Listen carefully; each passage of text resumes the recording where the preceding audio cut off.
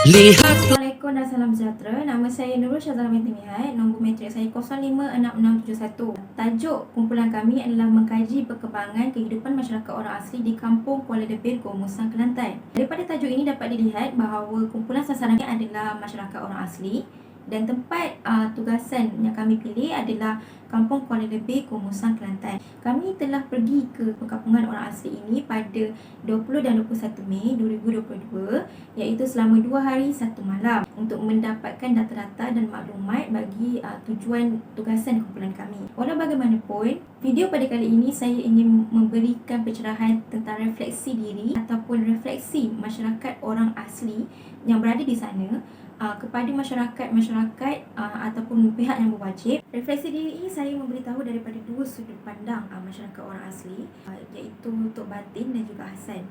Kedua-dua mereka ini merupakan antara responden pilih untuk ditemubual ketika di sana.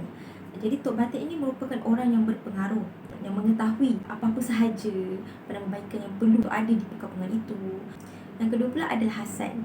Hassan merupakan pelajar ataupun kanak-kanak yang berumur dalam lingkungan 9 ke 10 tahun. Refleksi pertama iaitu Tok Batin. Tok Batin ada memberitahu bahawa mereka masih ada lagi penambahbaikan yang perlu ada.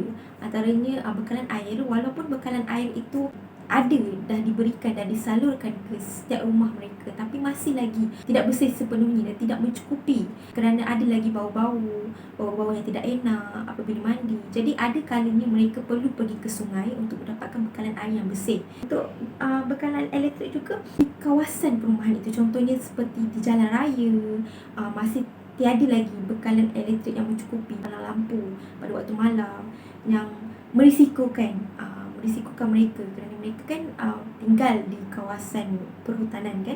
Jadi haiwan liar berkeliaran, kerana itu membahayakan untuk keselamatan mereka.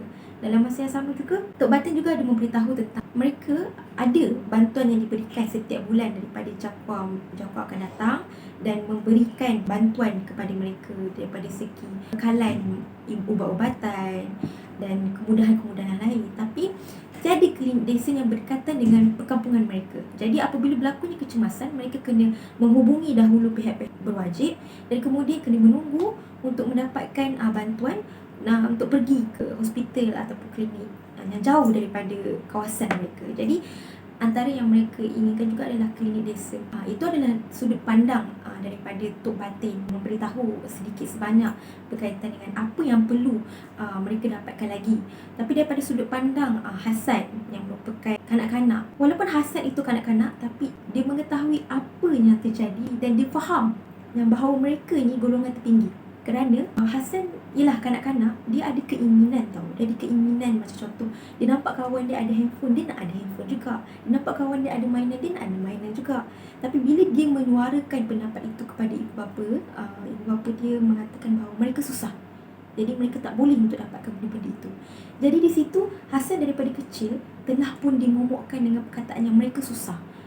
Mereka tak boleh nak dapat apa mereka nak, walaupun mereka dapat bantuan daripada pihak yang berwajib, tapi masih tidak mencukupi. Apatah lagi mereka yang mempunyai ahli yang berskala besar, contoh mempunyai anak yang 5 ke 7 orang, jadi tidak mencukupi bantuan yang diberikan itu. Jadi Hassan ini memberitahu daripada sudut dia mengatakan bahawa walaupun dia pergi ke sekolah apa semua kan, tapi akhirnya mereka susah juga kerana ibu bapanya juga bekerja mendapat keuntungan daripada alam sekitar. Mereka bercocok tanam dan sebagainya. Jadi saya sendiri, kalau saya berada di tempat Hassan juga, saya akan rasa macam kita susah. Macam tu, kita susah, kita terpinggir, kita tak sama dengan masyarakat lain. Jadi kenapa nak kena teruskan? Kenapa nak kena belajar? Sedangkan kita tahu kita akan akhirnya dekat sini juga. Faham tak? Jadi dekat situ Hassan ni dah diberitahu daripada kecil bahawa mereka ni lain daripada masyarakat Bumiputera lain. Mereka tak boleh nak bergaul dengan masyarakat lain kerana mereka ni golongan terpinggir. Mereka ini tak sama taraf dengan Bumiputera masyarakat yang lain. Jadi dekat situ kita nampak bahawa dari segi sosialnya dia tak dapat nak bergaul seluasnya dengan masyarakat lain, hanya dengan kelompok mereka sahaja. Jadi dekat situ kita sebagai masyarakat, kita akan rasa sesuatu, kita akan rasa macam adil ke? Faham tak?